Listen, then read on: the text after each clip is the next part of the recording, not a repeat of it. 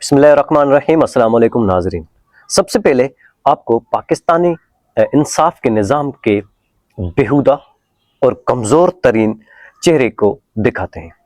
जी तो नाज़रीन, कल आपने देखा होगा कि ईमान मज़ारी को कल पुलिस ने, इस्लामाबाद पुलिस ने दहशत गर्दों की तरह उनकी गाड़ियों के शीशे तोड़कर घसीटा और उसके बाद उसके शोहर हादी अली चट्टा को भी गिरफ्तार किया था।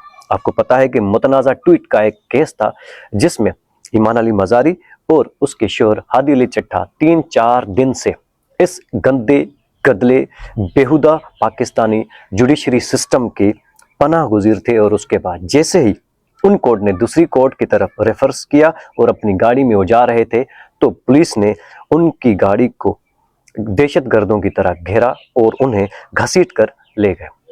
आप ये जान सकते हैं, आप ये समझ सकते हैं कि ये पुलिस की कोई औकात नहीं कि वकीलों को इस तरह से और इस तरीके से ह्यूमिलिएट करके गिरफ्तार किया जाए।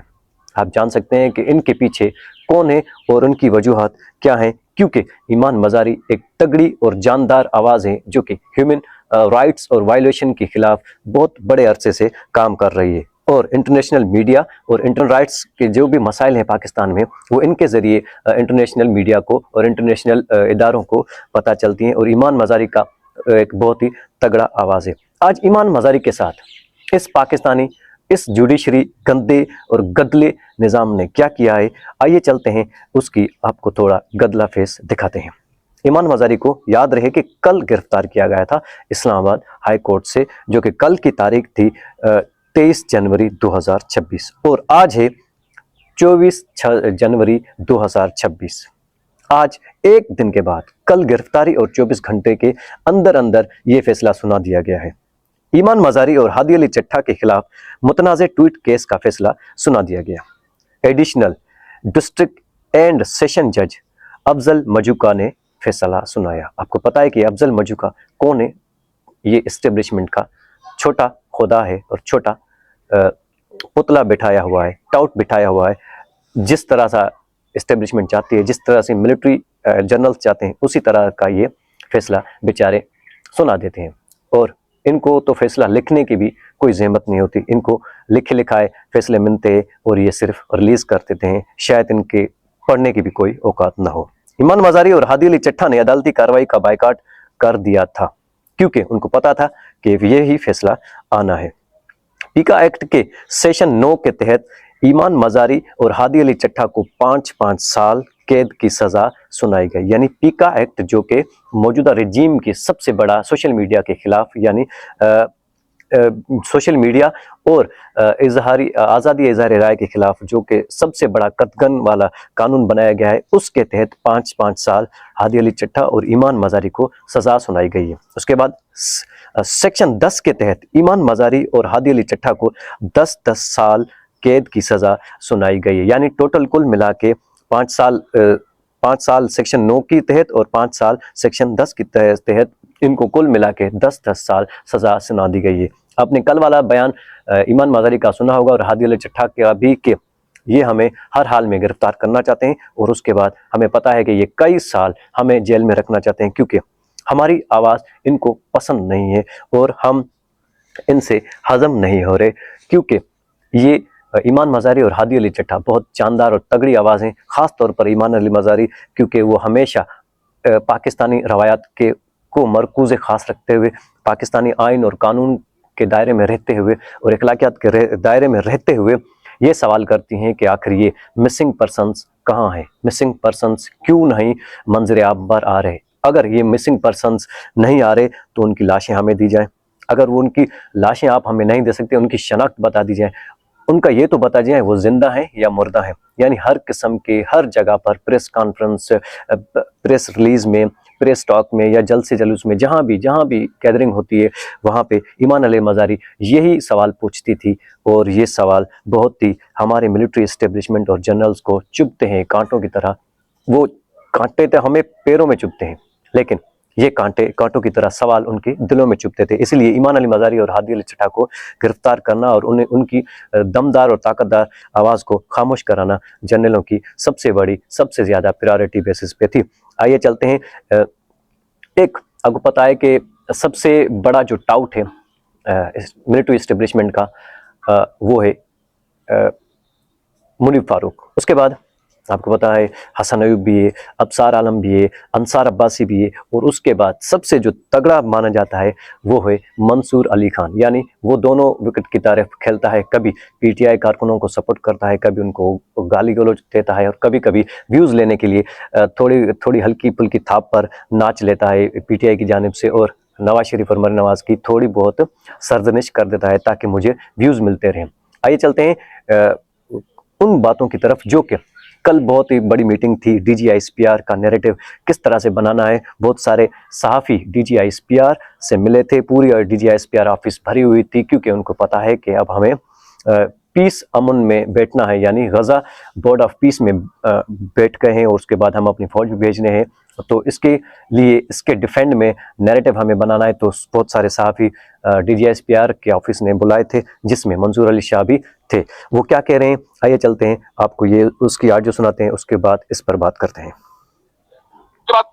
یہاں پہ ایک اور سوال بھی یہ کیا گیا کہ کیا پاکستانی افواج بھی جو ہیں وہ اس کے کچھ کہیں پہ سوشل میڈیا کے اوپر یا کہیں پہ یہ رپورٹ کیا جا رہا ہے کہ شاید 2 ڈویژن فوج یا 3 ڈویژن فوج جو ہے وہ مطلب اسپیکولیشن کی جا رہی ہے کہ کیا بھیجی جا رہی ہے. تو اس کا جواب جو ہے وہ یہ دیا گیا کہ ابھی تک اس بارے میں کسی قسم کا کوئی فیصلہ نہیں ہوا ہے کہ وہ کیا کرنے جا رہی ہے کیا نہیں کرنے جا رہی. اس کے بعد ایک اور صحافی ہیں, انہوں نے یہاں پہ سوال کیا کہ جی مسلم لیگ نون سے تعلق رکھنے والے 3 رہنماؤں نے جو ہے وہ اس قسم کا بیان دیا ہے کہ جناب یہ جو بھی ایک فوج بنے گی آئی ایس ایف, اس کا تعلق اس کا جو مین پرپس ہوگا وہ یہ ہوگا کہ حماس کو جو ہے وہ ڈسارم کیا جائے, اور فلسطینیوں کے حوالے سے جو ہے وہ فلسطینیوں کو ڈسارم کرنے کے حوالے سے جو ہے وہ اس کا دائرہ کار ہوگا. تو اس کا کلیئر کٹ جواب یہ دیا گیا کہ ہماری ایک اسٹیٹڈ پالیسی ہے, فلسطینیوں کا حق جو آزادی ہے اس سے ڈیویٹ نہیں کیا جا سکتا, اور ہماری کوئی ایکٹیویٹی پاکستانی افواج کی جو ہے وہ کسی قسم کی کوئی ایکٹیویٹی اس معاملے سے تعلق نہیں رکھتی کہ جناب ہمارا کام ہے ان کو جا کے ڈسارم کرنا. ہمارا کام جو ہے ایڈمنسٹریٹو ہو سکتا ہے, ہمارا کام وہاں پہ فلاحی کام جو ہے وہ ہو سکتے ہیں, لیکن ہمارا اس معاملے سے کوئی تعلق نہیں ہے کہ ہم اس جنگ کے اندر جا کے اپنی کوئی شرکت کریں یا فلسطینیوں کے خلاف جا کے جو ہے ہم کھڑے ہوں. ایسا ہو نہیں سکتا. ہماری ایک اسٹیٹڈ پالیسی ہے پاکستان کی کہ ہم ہر صورت جو ہے وہ فلسطینیوں کے ساتھ کھڑے ہیں. تو یہ ادارہ جو ہے اس معاملے کے اوپر یہاں پہ کھڑا ہے. اچھا, یہ تھا منصور علی بات کہ یہ کہہ رہا ہے کہ ہم نے بہت سارے سوال کیے, اور ہمارے صحافی برادری نے یہ سوال کیے کہ آپ فوج بھیج رہے ہیں, یہ کہہ رہے ہیں کہ 2 ڈویژن کے قریب فوج بھیجیں گے, کیا آپ بھیجنے جا رہے ہیں. اور D G S P R کا کیا جواب تھا. یعنی یہ اتنے بیوقوف لوگوں کو سمجھتے ہیں کہ اس قسم کے جواب دے رہے ہیں کہ ابھی تک ہم نے اس بارے میں نہیں سوچا. حالانکہ ان کا بادشاہ اور ان کا جو اردلی وزیر اعظم ہے وہ ڈیوس میں ٹرمپ سے معاہدہ کرائیں اور سگنیچر بھی کرائیں. پورے پاکستان کا بچہ جانتا ہے کہ یہ غزہ بورڈ آف پیس میں بیٹھ گئے اور اپنی فوج بھیجیں گے. اور D G I S P R اتنا نان میچور جواب دے رہا ہے کہ ہم نے ابھی تک کوئی پلان نہیں بھیجا کتنی فوج بھیجنی ہے. یعنی یہ کہہ رہا ہے کہ ہمیں ابھی تک کوئی پتہ ہی نہیں ہے. کیا لوگ اتنے بیوقوف ہیں پاکستانی, اتنی لوگوں کے آنکھوں میں دھول جھونکی جا رہی ہے, اور یہ کس قسم کی باہر آ کے واردات کرتے ہیں اور نیریٹو دیتے ہیں کہ ہمیں کوئی پتہ ہی نہیں ہے, ابھی تک کوئی اس بات کی کوئی بھی پلاننگ نہیں کی گئی.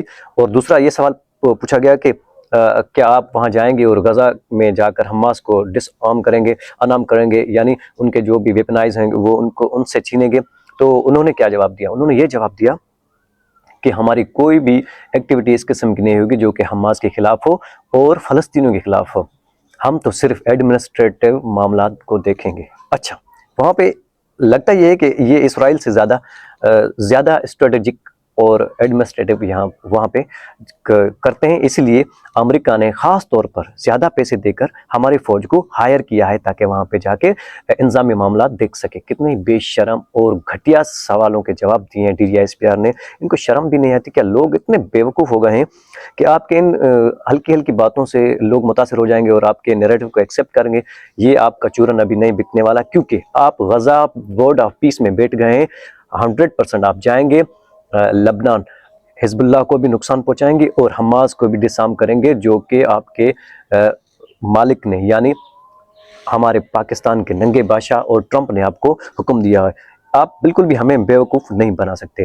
ہم تو اس امریکی, ایک یہودی امریکی سے بھی کم غیرت والے ہیں, جو کہ روک کر فلسطینیوں کا مقدمہ اپنے ہی امریکہ میں کر یہ کہا ہے کہ مجھے بہت افسوس ہے, حالانکہ مجھے ہیبریو اسکولز میں پڑھایا گیا ہے, ان کے لیے کوئی ہمدردی نہیں ہے. اس کے باوجود بھی جو اسرائیل وہاں پہ کر رہا ہے اس کے لیے مجھے بہت افسوس ہے. آئیے ان کی آڈیو آپ کو سناتے ہیں, اس کے بعد ان پر تھوڑی بات کرتے ہیں کہ ہمارے پاس اتنی بھی مسلمانوں کے پاس یعنی 57 مسلمان ملک ہیں ان کے پاس اتنی بھی غیرت نہیں ہے کہ فلسطین کے خلاف فلسطین کی حمایت میں یہ بات کر سکتے. یہ جا کر ڈونلڈ ٹرمپ کے جوتوں میں بیٹھ گئے. اور ہمارے جو سب سے تگڑی فورس ہے مسلمانوں میں ان لوگوں نے کیا کیا ہے اور یہ کس قسم کا بیانہ بنا رہے ہیں اور اپنی بیٹوں کو باہر آ کے نیریٹو دینے کے لیے بڑے ہی بے شرم لوگ ہیں. آئیے سنیے یہ ایک جوئش لڑکی کیا کہہ رہی ہے. As a Jewish person and as an American, I am horrified by the Israeli government's massacre of well over 65,000 Palestinians in Gaza. اچھا یہاں پہ یہ لڑکی کہہ رہی ہے کہ میں ایک یہودی ہوں اور میں امریکہ سے تعلق رکھنے والی ہوں، لیکن مجھے بہت ہی شدید تکلیف ہے کہ 65,000 فلسطینین اسرائیل نے قتل کر دیے ہیں اور اس پر مجھے بہت ہی رنج ہے.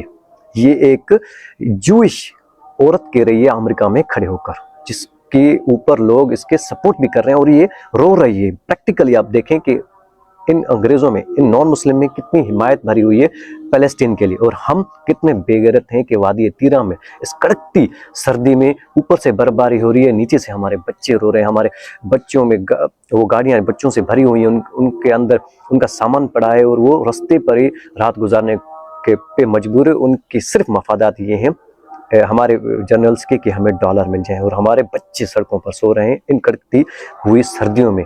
اللہ ان کو غارت کرے. آئیے آگے چلتے ہیں، آگے سنتے ہیں یہ لڑکی کیا کہہ رہی ہے. I am ashamed and infuriated that this mass murder is funded by our American tax dollars. I know that my condemnation of Israel's bombardment of Gaza is not despite what I learned in Hebrew school, but اچھا یہ کہہ رہی ہے کہ مجھے بہت شرم آ رہی ہے کیونکہ ایز امریکن ہم ٹیکس دیتے ہیں اور ان ٹیکسوں سے یہ اسرائیل کو سپورٹ کرتے ہیں اور اسرائیل جا کر ان غزہ کے لوگوں کو قتل کرتا ہے. because of it. I love being Jewish, and I am so proud of my tradition. Israel's actions are not in the name of Jewish safety, and it is the very conflation of Israel's actions with the Jewish people that continues to endanger Jews around the world. اچھا یہ کہہ رہی ہے کہ مجھے being a Jewish مجھے proud ہے اس پر اور مجھے اپنی ٹریڈیشن پر بھی پراؤڈ ہے، لیکن جس قسم کے میسیکر فلسطین کے خلاف یہ اسرائیل کر رہا ہے یہ ساری دنیا میں جوئش کو انسیکیور کر رہا ہے. کیونکہ جہاں بھی مسلمان ہوں گے ظاہر سی بات ہے اسرائیل کے ان اقدامات سے وہاں پہ جوئش جہاں بھی دنیا میں ہوں گے وہ انسیکیور ہوں گے، کیونکہ لوگ ان سے نفرت کریں گے. اگر کچھ کہہ نہیں سکیں گے تو نفرت کریں گے، یعنی وہ انسیکیورٹی فیل کر رہی ہے اور کہہ رہی ہے کہ مجھے بہت ہی شرم آ رہا ہے ان اقدامات سے فلسطین کے خلاف جو کہ اسرائیل کر رہا ہے. We have to look into the tearful eyes of the children of Palestine orphaned by American bombs and say no, never again is now, never again for anyone. اور یہ کہہ رہی ہے کہ ہمیں اب اس چیز کو انف کرنا ہوگا، اسٹاپ کرنا ہوگا، کیونکہ ہم دیکھ سکتے ہیں فلسطین کے بچوں کے آنسوؤں کو دیکھ سکتے ہیں، وہ کس طرح سے چلاتے ہیں، ببلتے ہیں اور ان کے اوپر بم پھینکے جاتے ہیں. اس چیز کو ہم اب ختم کرنا ہوگا. Visibility is a responsibility. Those of us who have a platform must use our voices to ensure that speaking out is not outlawed altogether. Thank you. اچھا یہ لڑکی کہہ رہی تھی کہ اب ہم اس کے خلاف سب کو آواز اٹھانی ہوگی، کیونکہ یہ جو دنیا میں ہو رہا ہے یہ صرف مسلمانوں کے خلاف نہیں بلکہ یہ جوئش کو بھی انسیکیور کرتا ہے ان اقدامات سے. آخر میں آپ سے سہیل آفریدی کا جو پشاور ریجن میں وزٹ کیے جا رہے ہیں ان پر تھوڑی سی بات کرتے ہیں، کیونکہ سہیل آفریدی جہاں بھی جا رہے ہیں اسٹریٹ موومنٹ کے معاملات میں وہاں لوگوں کا بہت ہی غفیر جمع ہو رہا ہے اور بہت ہی تگڑے استقبال ہو رہے ہیں، اور اس سے ہماری موجودہ اسٹیبلشمنٹ اور وفاقی حکومت بھی بہت ساری بیزار ہیں. آئیے چلتے ہیں وزیر اعلیٰ کا کہاں مقامات پہ ان لوگوں نے ڈیرا ڈالنا ہے اور گھومنا پھرنا ہے. آئیے چلتے ہیں. وزیر اعلیٰ خیبر پختونخوا محمد سعید آفریدی کا تاجروں جبکہ نوشہرہ کے مقام پر اسٹریٹ موومنٹ کی ریلی کے شرکاء سے خطاب. نوشہرہ: ہم فسطائیت کے خلاف پرامن احتجاج کر رہے ہیں. ہمارے قائد نے جو تربیت کی ہے ہم اس پر کار بند ہیں، ایک گملہ تک نہیں توڑا. وزیر اعلیٰ یہ خطاب کیا ہے نوشہرہ میں وزیر اعلیٰ سہیل آفریدی نے. نوشہرہ پرامن ہے اور پرامن رہیں گے. آئین ہمیں پرامن احتجاج کا حق دیتا ہے اور یہ حق ہم ضرور استعمال کریں گے. سہیل آفریدی کا یہ نوشہرہ کے لوگوں سے خطاب تھا. نوشہرہ: ہم ناحق قید اپنے قائد کی رہائی کے لیے اسٹریٹ موومنٹ کو 8 فروری تک عروج پر لے جائیں گے اور اس وقت اگلے لاہ عمل کا اعلان کیا جائے گا۔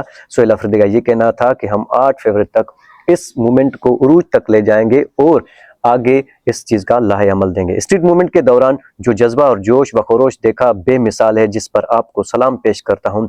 یعنی جو بھی اسٹریٹ موومنٹ میں سہیل افریدی نے جوش جذبہ دیکھا اسے لوگوں کو سلام پیش کیا۔ آپ نے یہ جذبہ اور جنون برقرار رکھنا ہے، ہم آگے بڑھیں گے اور انشاءاللہ آپ سب کا خواب پورا ہوگا۔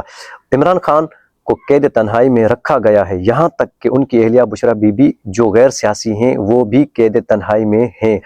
عمران خان اور ان کی اہلیہ سے فیملی کی ملاقات تک کی اجازت نہیں دی جاتی، جو کہ انتہائی تشویشناک ہے۔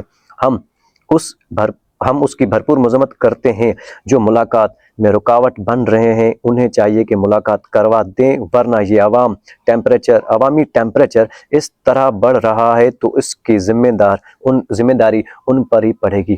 یعنی آپ کو پتہ ہے کہ سہیل افریدی جہاں بھی جاتے ہیں تو لوگ ان کے اوپر دیوانوں کی طرح پھول نچھاور کرتے ہیں، اور سب سے زیادہ سہیل افریدی کا ہر کے لیے اتنا ہی۔ مجھے یہاں سے اجازت دیجیے، اپنا بہت سارا خیال رکھیے، اللہ حافظ۔